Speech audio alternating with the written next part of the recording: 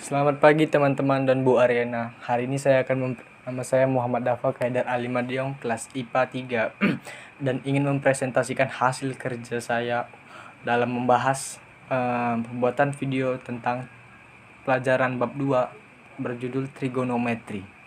Oke. Jadi mari kita mulai. Jadi apa sih itu trigonometri?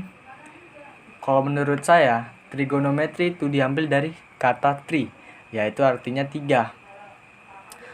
Jadi trigonometri itu sebenarnya ilmu yang mempelajari tentang, kalau dasarnya tentang segitiga. Tapi kalau lanjutannya, trigonometri merupakan ilmu yang mempelajari tentang hubungan suatu sisi dan sudut di dalam sebuah segitiga. Khususnya segitiga siku-siku untuk trigonometri. Kalau mau tahu selanjutnya, kita masuk saja ke hasil kerja saya. Trigonometri dasar, karya Muhammad Dafa, kelas IPA 3. Kita langsung masuk ke pengenalan, guys. Di pengenalan ini, trigonometri adalah ilmu yang mempelajari tentang hubungan sisi dengan sudut. Ingat, sisi dengan sudut ya, bukan sisi dengan sisi. Di dalam segitiga siku-siku. Oke, ada 3 hal utama dalam trigonometri, yaitu sin atau sinus, cos atau cosinus, dan tan atau tangen. Kita lihat dari bentuk umumnya, guys. Di sini bentuk umumnya dibentuk gini ya. Ada sudut siku-siku, segitiga siku-siku. Sudut ABC, yang dimana sudut 90 derajatnya berada di B. Apa ini? Terus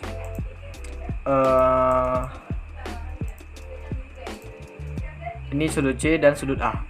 Dari A ke C itu disebut sisi miring. Kenapa miring? Karena dari peletakannya itu miring gini. Dari sini ke sini itu kan miring. Nah, jadi disebut sisi miring.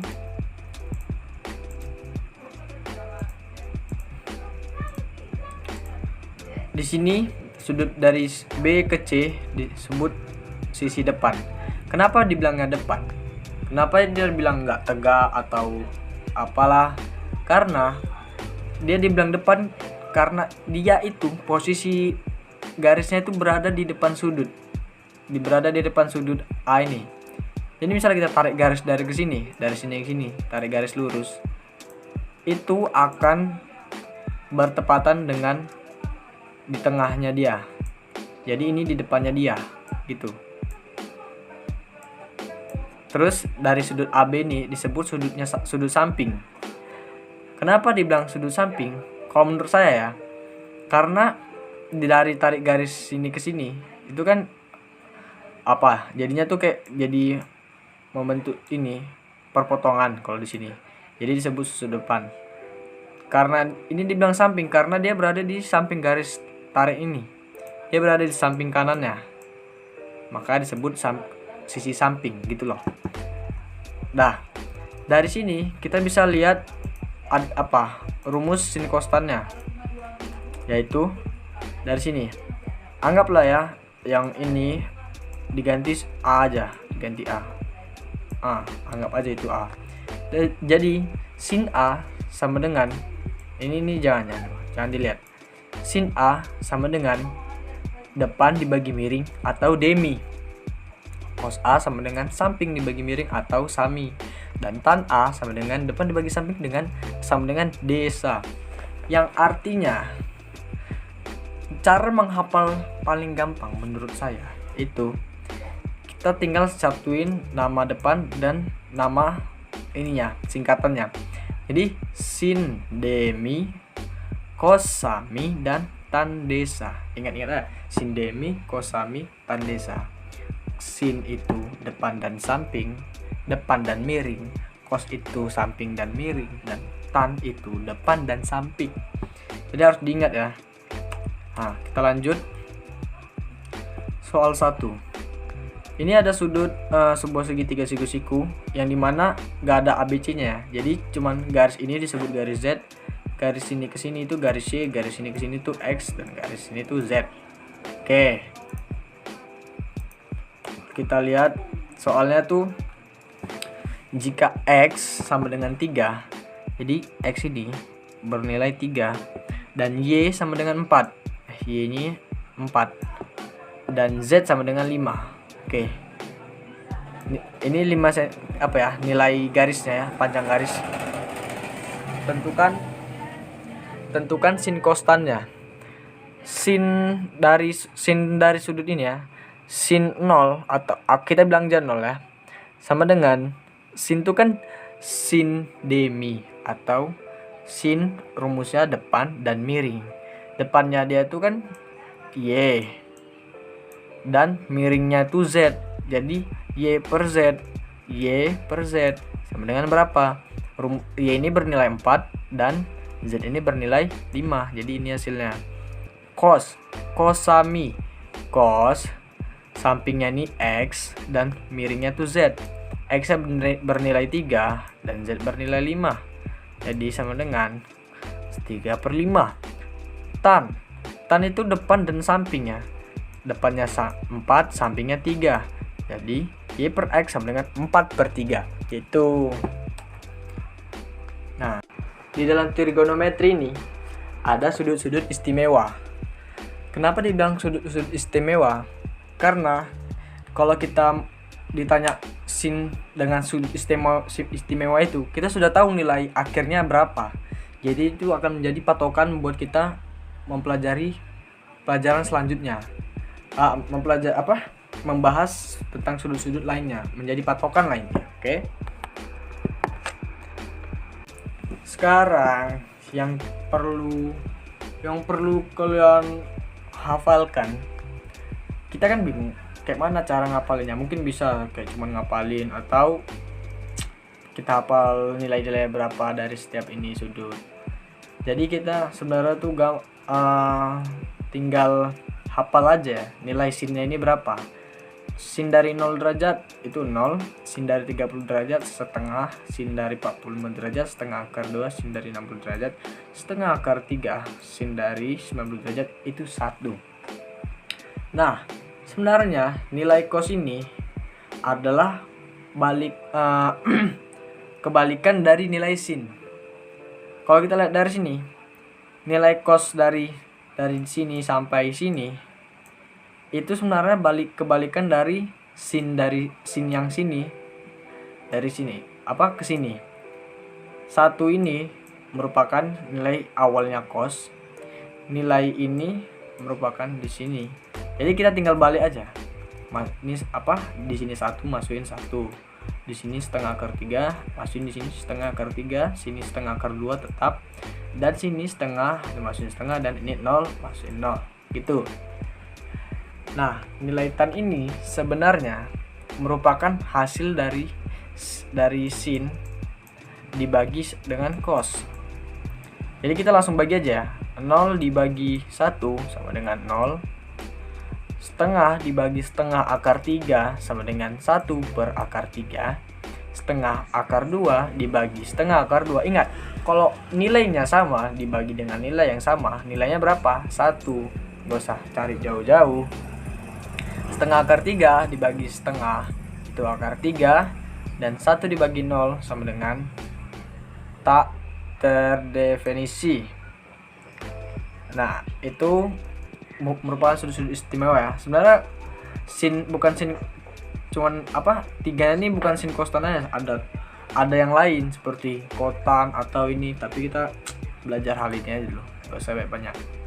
Nah, di sini ada klasifikasi sudut dalam diagram Cartesius. Jadi, kenapa mesti dibagi gitu? Kenapa mesti dibagi menjadi 4 kuadran? Di sudut-sudutnya itu. Nah, alasannya adalah dibaginya 4 kuadran itu karena di tiap kuadran sin kostannya itu memiliki ciri-ciri khusus atau memiliki nilai khusus. Jadi kita lihat dari sini ya. Di kuadran 1 kita itu bisalah sudutnya itu dari sudut 0 derajat sampai 90 derajat ya. Semua nilainya dari sin, cos, tan sampai jauh itu semuanya bernilai positif. Jadi hasilnya apapun itu, sin berapapun atau sin berapa, pokoknya yang di sudutnya tuh di antara 0 sampai 90 derajat itu hasilnya akan positif. Oke. Kuadran 2, batas kuadran kedua itu dari 90 derajat ke 180 derajat. Itu hanya sin yang hasilnya plus. Jadi misalnya ditanya sin dari 145 derajat. Nah, sin dari 145 derajat itu kan berada 145 derajat itu kan ada di kuadran 2. Karena dia sin berarti nilainya akan plus. Misalnya ditanya cos 145 derajat. Tapi di sini cuma sin yang nilainya positif. Berarti setiap apapun hasilnya mereka akan bernilai negatif.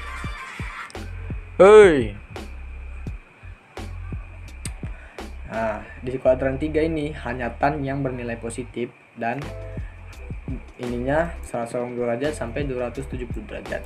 Dan kuadran 4 itu cosnya aja dari 270 derajat sampai 360 derajat.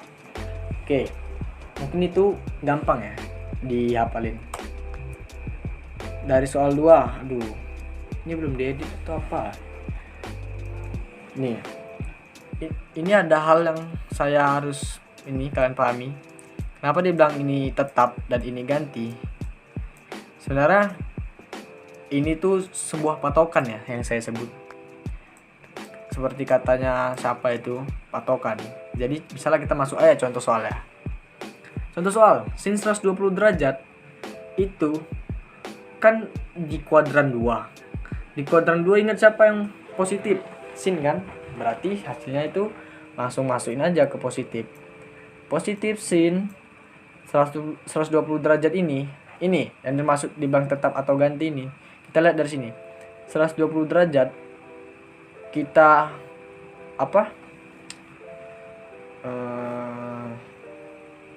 ini salah ini.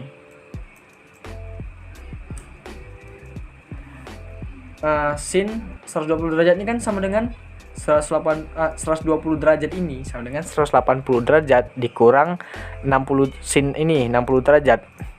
Jadi kita ambil 60 derajatnya aja. Ini sebenarnya 60 derajatnya. Kita ambil 60 derajatnya aja. Jadi langsung masukin ke plus sin 60 derajat sama dengan berapa sin 60 derajat di sudut istimewa itu? Setengah akar 3.